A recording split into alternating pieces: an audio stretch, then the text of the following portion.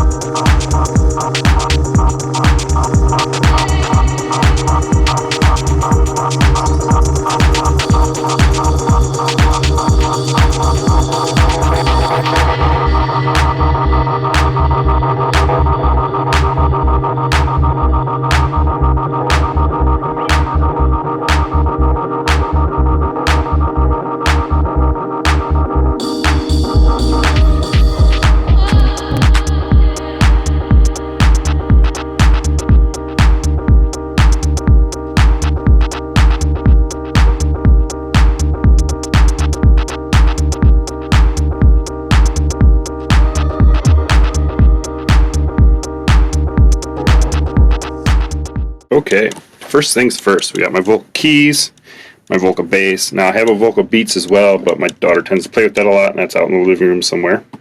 That's not in here. USB-C ROM drive, I don't know why it's here, probably just haven't put it away. Some XLR cable and a DVI to HDMI cable. Just haven't gotten the stuff put away.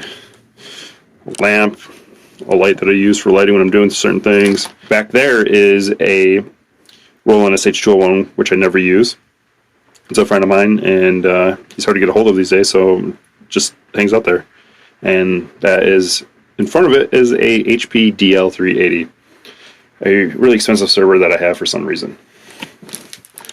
Okay, going on to here, we have a Mackie Pro FX12. Basically, everything on this desk here. Yeah, so everything on this desk, except for that rack, goes into here.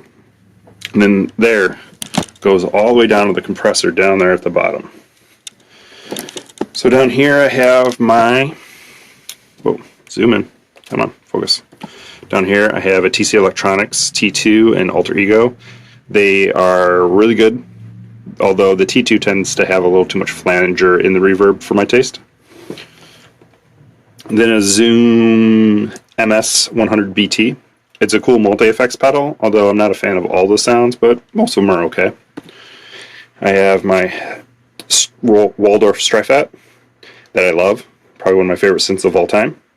It is a digital string synth, but it is amazing, and you can pretty much make any type of pad or string sound you want with it. Over here is a ground tester and a Roland JU06. It is a pretty cool little synth. If you never had a Juno 06, and you're thinking about getting this, get it, because you don't know the difference between this and a real one, and honestly the real one sounds pretty close to the same. They're about 95%. This is about 95% close to it. Up here is my Electron Rhythm, which I love and I need to do more videos on, but I haven't yet because, excuses. And then here's my Korg sampler, which again, need to do videos on, but excuses. And this may be sold to fund the Electron Digitech. Just, spoiler alert right there. Back there's a wad of cables and a cassette recorder, a random drill. Onto my rack here, I have, this is a Personas Blue Tube 2-channel, and I basically only use this for my microphone. Sometimes I run other gear through it to warm it up or like add some sort of distressing to it with the tubes. And then next to it I have a Native Instruments Audio DJ 8, which is basically my main sound card for my computer, and I use this when I gig. Not a whole lot though, because generally I plug it into the mixer, but sometimes I take this with me. And basically, this is my microphone, and this is output from my DAWs, whatever. Basically, this is the secondary output from my main sound card. And then I have an iConnect MIDI Plus 4 Plus, which is used to have this. Whoa, come on, zoom in there. Allows this to sequence multiple things because this only has one. That only has one MIDI output. Moving on to the rack. Let me sit down here. Okay, moving on to the rack. Come on, focus. Okay, moving on to the rack. We have a Focusrite 1820i. This is the first gen USB 2.01, and it's great. It works really well, although I wish they had better drivers for it. Drivers don't always work right or play nice, but it gets the job done. Underneath that is a Focusrite Octoprix 8. It's not the dynamic. I wish it was, but it's not.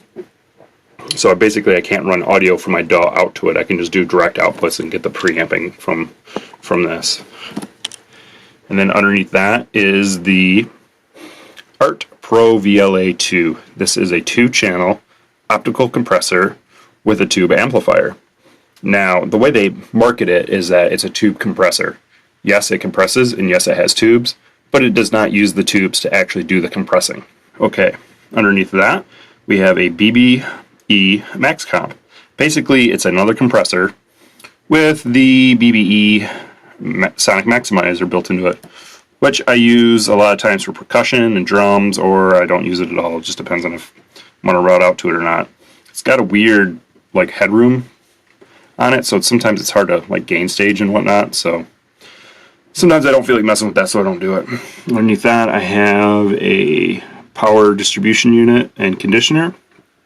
At the very bottom is my Behringer 2-channel, or Behringer, however you pronounce it, 2-channel compressor that my Pro FX12 goes to, and then from there it goes up to, I think here, it plugs into here somewhere in the back.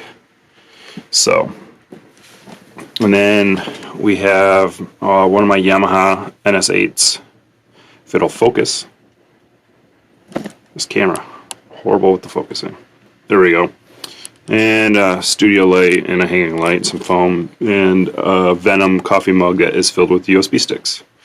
And dual monitors, and over here is my other NS8, and a Focusrite 2i2, which is one of my original sound cards I've ever used, or audio interfaces.